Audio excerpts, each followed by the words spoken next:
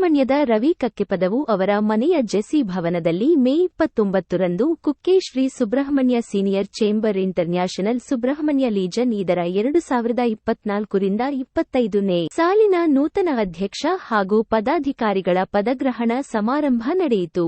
ಸಮಾರಂಭದ ಅಧ್ಯಕ್ಷತೆಯನ್ನು senior chamber international Subrahmanya ಲೀಜನ್ನ ಅಧ್ಯಕ್ಷ ವಿಶ್ವನಾಥ ನಡುತೋಟ ವಹಿಸಿ ಎಲ್ಲರನ್ನ ಸ್ವಾಗತಿಸಿದರು.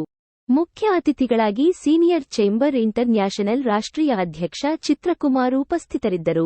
ಗೌರವ ಅತಿಥಿಯಾಗಿ ರಾಷ್ಟ್ರೀಯ ಪೂರ್ವ ಅಧ್ಯಕ್ಷ ಡಾ ಅರವಿಂದರಾವ್ ಕೇದಿಗೆ, ಗೌರವ ಅತಿಥಿ ರಾಷ್ಟ್ರೀಯ ಆಡಳಿತ ವಿಭಾಗದ ನಿರ್ದೇಶಕ ನವೀನ್ ಅಮೀನ್ ಶುಭ ಹಾರೈಸಿದರು. ರಾಷ್ಟ್ರೀಯ ಉಪಾಧ್ಯಕ್ಷ ಕಿಶೋರ್ ಫೆರ್ನಾಂಡಿಸ್ ನೂತನ ಸದಸ್ಯರಿಗೆ ಪ್ರಮಾಣ ವಚನ ಬೋಧಿಸಿದರು. Senior chamber international Subrahmanya legion ಅಧ್ಯಕ್ಷ ವಿಶ್ವನಾಥ ನಡುತೋಟ ನೂತನ ಅಧ್ಯಕ್ಷ ಡಾ ರವಿ ಕಕ್ಕೆಪದವು ಅವರಿಗೆ ಅಧಿಕಾರ ಹಸ್ತಾಂತರಿಸಿದರು. ಡಾ ರವಿ ಕಕ್ಕೆಪದವು ಅವರು ಪದಾಧಿಕಾರಿಗಳಿಗೆ ಪ್ರಮಾಣವಚನ ಬೋಧಿಸಿದರು.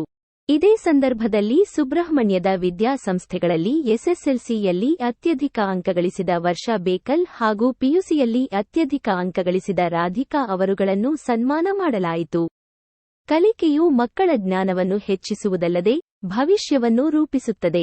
ಸೀನಿಯರ್ ಚೇಂಬರ್ ಇಂಟರ್ನ್ಯಾಷನಲ್ ಸಂಸ್ಥೆಯು ಎಸ್ಎಸ್ಎಲ್ಸಿ ಮತ್ತು ಪಿಯುಸಿಯಲ್ಲಿ ಅತ್ಯಧಿಕ ಅಂಕ ಗಳಿಸಿದವರನ್ನು ಗುರುತಿಸಿ ಪ್ರೋತ್ಸಾಹಿಸಿತು.